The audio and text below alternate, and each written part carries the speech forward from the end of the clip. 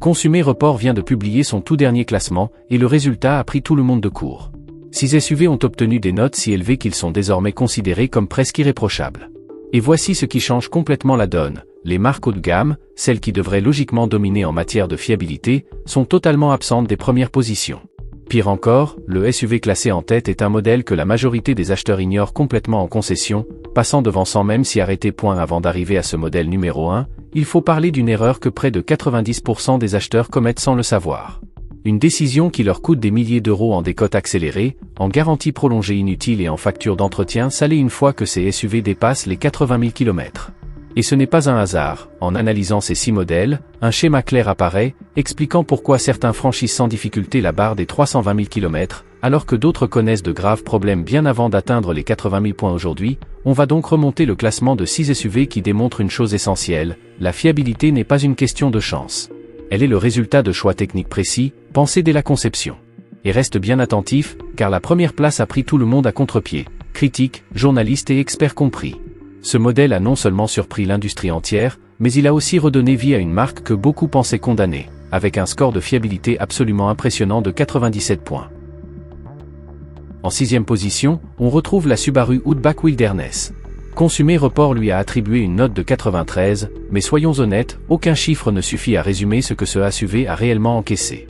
On ne parle pas ici d'un véhicule simplement fiable, mais d'un modèle quasiment indestructible. Il a affronté des températures dépassant les 50 degrés Celsius dans la vallée de la mort, traversé des tempêtes à -40 en Alaska, et subi des sessions de tout-terrain si violentes qu'elles mettent la majorité des véhicules hors service en quelques heures. L'Outback, elle, n'a même pas bronché. Subaru traînait autrefois la mauvaise réputation de ses anciens problèmes de joints de culasse. Mais la marque n'a pas appliqué un simple correctif. Elle a tout repris depuis la base. Le bloc moteur a été entièrement reconçu, les alliages ont été modifiés, la technologie d'étanchéité repensée, et aujourd'hui chaque moteur est testé pendant 200 heures d'affilée avant d'être installé dans un véhicule. Pas un moteur sur 10, pas un échantillon. Chaque moteur. Rien que ce détail montre que Subaru n'a pas fait les choses à moitié. Ce qui rend ce SUV aussi endurant, c'est paradoxalement ce que Subaru a choisi de retirer. Le frein de stationnement électronique a été abandonné, le haillon électrique bourré de capteurs a été supprimé, et toute une série de systèmes complexes, connus pour devenir problématiques autour des 100 000 km, a été simplifiée. Moins de composants, c'est moins de pannes potentielles. Et cette philosophie se ressent partout à bord. Et la protection du soubassement est en acier véritable, pas en plastique décoratif. Les éléments de suspension paraissent surdimensionnés pour la catégorie de poids, et c'est un compliment.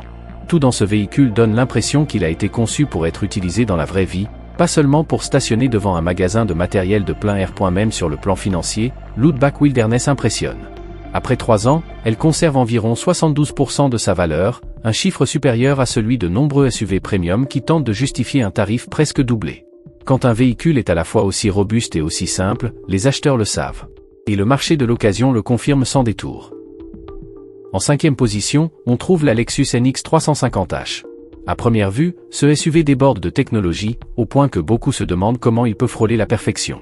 Et pourtant, Consumer Report lui a attribué une note impressionnante de 94. Honnêtement, quand on observe la liste d'équipements, ce score paraît presque irréel. Suspension adaptative capable d'ajuster son comportement en permanence, rétroviseur numérique, pavé tactile réellement fonctionnel, éclairage d'ambiance avec plus de teintes qu'un grand hôtel de Las Vegas, et une quantité d'électronique suffisante pour intimider n'importe quel atelier indépendant. Logiquement, ce SUV aurait dû devenir un cauchemar électronique. Mais c'est là que Lexus a pris tout le monde à contre-pied. La marque a refusé de se précipiter. Le lancement a été repoussé de 11 mois complets afin de corriger 17 points de défaillance potentiels détectés en phase de pré-production. Des systèmes entiers ont été revus et reconstruits avant même que le public ne découvre le modèle. Résultat, lorsque la NX 350h est arrivée en concession, elle n'avait rien d'un produit de première génération. Elle ressemblait plutôt à une version déjà mûre, comme si une première mouture avait existé en coulisses. Le système hybride mérite aussi une attention particulière. Lexus n'a pas simplement repris une technologie déjà utilisée ailleurs dans sa gamme. Les ingénieurs ont puisé dans des composants issus des équipements industriels de Toyota, les mêmes principes que l'on retrouve sur des chariots élévateurs et des machines d'entrepôt conçues pour fonctionner sans interruption, jour après jour, pendant des années. C'est cette approche qui permet à la NX 350h d'afficher une consommation d'environ 6 litres au 100 km, tout en offrant des performances supérieures à la version non hybride, avec un 0 à 100 km/h réalisé en un peu plus de 7 secondes. À l'intérieur, l'ambiance rappelle davantage une grande berline de luxe qu'un simple SUV compact. Les cuirs semi-anilines, les coutures renforcées, les matériaux composites pensés pour résister au temps et aux variations climatiques extrêmes donnent le sentiment d'un habitacle conçu pour vieillir avec élégance. Rien ne craque, rien ne se dégrade prématurément, même après plusieurs années d'usage intensif. Et voici un détail que les concessionnaires évoquent rarement. Lexus commercialise ce modèle avec une marge volontairement contenue. L'objectif est clair, grignoter des parts de marché directement aux constructeurs allemands. Une stratégie audacieuse, mais redoutablement efficace quand le produit offre à la fois technologie avancée, fiabilité exceptionnelle et valeur perçue durable. En quatrième position se trouve la Toyota Highlander hybride. Les SUV à 3 rangées ont la réputation de montrer des signes de faiblesse assez tôt, mais celui-ci a complètement brisé cette règle. Consumer Report lui a attribué une note spectaculaire de 96, et une fois que l'on comprend comment Toyota a conçu ce modèle, ce chiffre semble presque en dessous de la réalité. A eu lieu de courir après des technologies tape-accent grave-l'œil ou de tenter de tout réinventer, Toyota a fait un choix bien plus intelligent. La marque a simplement agrandi et renforcé des systèmes hybrides déjà éprouvés, directement issus de la Prius et de la Camry. Des groupes motopropulseurs qui cumulent des millions de kilomètres parcourus en conditions réelles. Aucun composant expérimental, aucun pari technique risqué réservé à une seule année. Uniquement des éléments solides, perfectionnés patiemment pendant des décennies. Le résultat est impressionnant. Cela fait maintenant 4 ans que cette génération de Highlander hybride est sur le marché, et il n'existe toujours aucun schéma de panne récurrent digne de ce nom. Les plaintes sont rares, les forums étonnamment calmes, et l'historique de rappel frôle le vide absolu. C'est presque du jamais vu pour un SUV à 3 rangées, surtout pour un modèle qui doit gérer à la fois la charge électrique et les contraintes mécaniques d'une motorisation hybride. Une partie de l'explication réside dans l'obsession de Toyota pour le contrôle qualité. Chaque Highlander hybride subit 847 tests distincts avant de quitter l'usine. Et il ne s'agit pas d'un simple coup d'œil sur l'alignement des panneaux. On parle de diagnostic complet, de tests de pression calibrés, d'inspection d'étanchéité mesurée au millimètre près. Toyota traite ce véhicule comme un projet scientifique à long terme, pas comme un simple produit de chaîne de montage. Sur le plan financier, la Highlander hybride est tout aussi convaincante. La majorité des SUV à 3 rangées s'effondrent en valeur et perdent environ 45% de leur prix en 3 ans. Celui-ci conserve près de 70%. Imagine investir l'équivalent d'environ 46 000 € dans un véhicule familial et en récupérer encore autour de 32 000 quelques années plus tard. Ce genre de calcul transforme la possession d'une voiture, souvent perçue comme un gouffre financier, en décision réellement réfléchie. Et tout cela sans compromis à l'usage. La consommation moyenne tourne autour de 6,5 litres au 100 km, l'habitacle peut accueillir jusqu'à 8 personnes, et la capacité de remorquage atteint environ 2300 kg. Des chiffres qui expliquent pourquoi ce SUV n'est pas seulement fiable sur le papier, mais redoutablement cohérent dans la vraie vie. En troisième position arrive le Honda CR-V hybride. Ce SUV incarne parfaitement l'excellence discrète.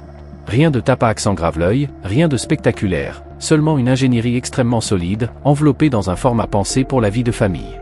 Consumer Report lui a attribué l'un des meilleurs scores de fiabilité de sa catégorie, et franchement, ce résultat n'a rien de surprenant. Honda a repris un système hybride qu'elle peaufine depuis plus d'une décennie et a conçu ce groupe motopropulseur comme s'il était destiné à parcourir 250 000 km sans le moindre effort. Ce qui rend le CR-V hybride si particulier, c'est sa régularité presque déroutante. Les propriétaires rapportent une absence totale de panne majeure durant les premières années d'utilisation.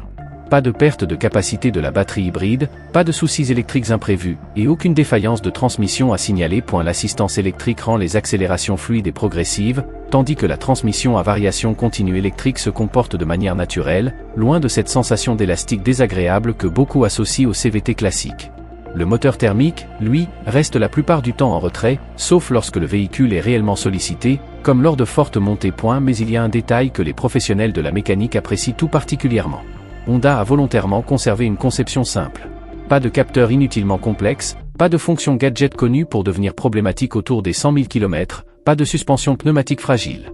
Juste un équilibre maîtrisé entre fiabilité éprouvée et efficience intelligente. Et la consommation se stabilise facilement autour de 5 litres au 100 km, sans nécessiter une conduite spécialement attentive. Cela signifie que ce SUV commence à rentabiliser son coût bien avant la fin de la garantie constructeur. À l'intérieur, on retrouve la signature Honda, des matériaux résistants, une ergonomie claire et aucune excentricité superflue. Rien ne vibre, rien ne grince, et rien ne se dégrade prématurément avec le temps. Et la valeur de revente se situe au niveau des références du marché, oscillant entre 68 et 70% après 3 ans. Cela place le CR-V hybride parmi les SUV les moins coûteux à posséder sur le long terme. Si le Lexus NX 350h représente le luxe technologique assumé, et si la Highlander hybride domine le segment des grands SUV familiaux efficients, le CR-V hybride, lui, joue un autre rôle. celui de l'opérateur silencieux qui fait simplement tout fonctionner, jour après jour. En deuxième position, on retrouve la Toyota RAV4 hybride. C'est le SUV travailleur silencieux dont tout le monde oublie de parler, jusqu'au moment où les données de fiabilité arrivent sur la table. Et là, plus un mot dans la pièce. Consumer Report classe régulièrement la Toyota RAV4 hybride parmi les véhicules les plus fiables vendus aux États-Unis, et les chiffres confirment pleinement cette réputation. 4 ans après le début de sa commercialisation, il n'existe toujours aucun schéma récurrent de défaillance mécanique majeure. Aucune plainte sérieuse concernant la batterie hybride, aucun problème d'onduleur, aucun souci de transmission. Seulement une robustesse prévisible, presque ennuyeuse, le genre de fiabilité que les mécaniciens apprécient en silence parce qu'elle ne leur fait jamais perdre de temps. Ce qui rend ce SUV aussi infatigable, c'est avant tout son groupe motopropulseur. Toyota ne l'a pas conçu pour faire le buzz ou impressionner avec des chiffres d'accélération. Il a été pensé pour durer indéfiniment. Le système hybride provient directement de la Banque mondiale de composants Toyota, une architecture éprouvée, utilisée sur des taxis, des véhicules de livraison et des hybrides professionnels à l'étranger. Des machines qui accumulent des centaines de milliers de kilomètres comme s'il s'agissait d'un simple échauffement. Les propriétaires constatent régulièrement une consommation autour de 5 litres au 100 km, même lorsque le véhicule est chargé de bagages, d'animaux ou plongé dans le chaos du quotidien familial. Et contrairement à certains concurrents, le système hybride montre une stabilité remarquable dans le temps. Il n'est pas rare de voir des RAV4 hybrides affichant plus de 240 000 km tout en conservant quasiment la même consommation qu'au jour de leur sortie de concession. Sur le plan financier, le tableau est tout aussi impressionnant. La RAV4 hybride conserve environ 70% de sa valeur après 3 ans, se plaçant au même niveau que la Highlander hybride et mettant dans l'embarras une bonne partie des SUV de luxe. En pratique, on paie un tarif généraliste pour un véhicule qui se comporte comme un véritable placement à long terme. À l'intérieur, c'est du Toyota pur et dur. Des tissus résistants, des commandes intuitives et aucune fonction gadget inutile destinée à tomber en panne autour des 100 000 km. Tout est pensé pour durer, fonctionner et rester cohérent avec cette philosophie de fiabilité sans compromis. En tête du classement, à la première place, se trouve l'Acura MDX. Il fut un temps où la marque semblait au bord du gouffre, puis ce modèle a tout bouleversé. Consumer Report lui a attribué une note exceptionnelle de 97, un score habituellement réservé aux véhicules qui semblent tout simplement refuser de tomber en panne. Et ce qui m'a le plus marqué, c'est que ce SUV n'est pas une simple version plus chic du Honda Pilot. Oui, il partage une base commune, mais tout ce qui compte réellement sous la carrosserie a été repensé en profondeur. Acura a repris l'essentiel depuis zéro, la géométrie des suspensions, l'architecture électronique, l'isolation. Comme si la marque cherchait à envoyer un message clair à tout le segment premium. Dès les premiers mètres au volant, la différence est évidente. L'insonorisation n'est pas seulement épaisse, elle est omniprésente. Les portes, le plancher, le toit, chaque centimètre est rempli de matériaux conçus pour neutraliser les bruits de la route avant même qu'ils n'atteignent l'habitacle. Les systèmes électroniques sont raffinés et étonnamment fiables, ce qui est loin d'être systématique dans le monde des SUV premium. Dans les ateliers, beaucoup de modèles allemands peinent encore à offrir ce niveau de tranquillité d'esprit. Et puis il y a le châssis, là où Acura a vraiment tout misé. 24 mois ont été consacrés au réglage de la suspension. 2 années entières, quand la majorité des constructeurs y consacrent à peine quelques mois. La marque n'a pas lâché tant que ce SUV ne roulait pas avec le confort d'une berline haut de gamme tout en donnant l'impression de peser bien moins que son gabarit réel. Mais ce qui surprend le plus les propriétaires, c'est la simplicité de l'entretien. Vidange, rotation des pneus, et c'est pratiquement tout. Les services après-vente ont même dû mettre en place des rappels, simplement parce que certains clients oubliaient que leur véhicule avait besoin d'attention. À ce niveau-là, la possession devient presque invisible. Acura était si sûre de son travail qu'elle a prolongé volontairement la garantie du groupe motopropulseur à 6 ans ou environ 112 000 km. Pas pour corriger un problème, mais pour affirmer sa confiance. Le MDX est confortable, silencieux, incroyablement stable à vitesse élevée, et la 3e rangée est réellement exploitable. Pas un siège de secours inconfortable, pas un espace réservé aux urgences. De vrais adultes peuvent s'y installer sans avoir l'impression de se plier dans un bagage cabine. Ces 6 SUV démontrent une vérité que l'industrie préférerait garder discrète. La fiabilité n'est pas un hasard. Ce n'est pas de la chance. C'est le résultat d'une ingénierie maîtrisée.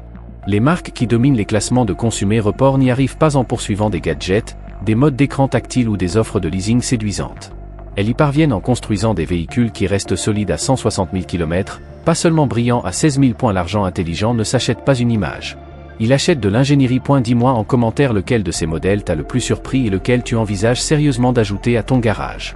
Clique sur « J'aime » si cette vidéo t'a aidé à éviter un mauvais choix, et abonne-toi, parce que je décrypte chaque grande mise à jour de fiabilité que les constructeurs préféreraient que tu ignores.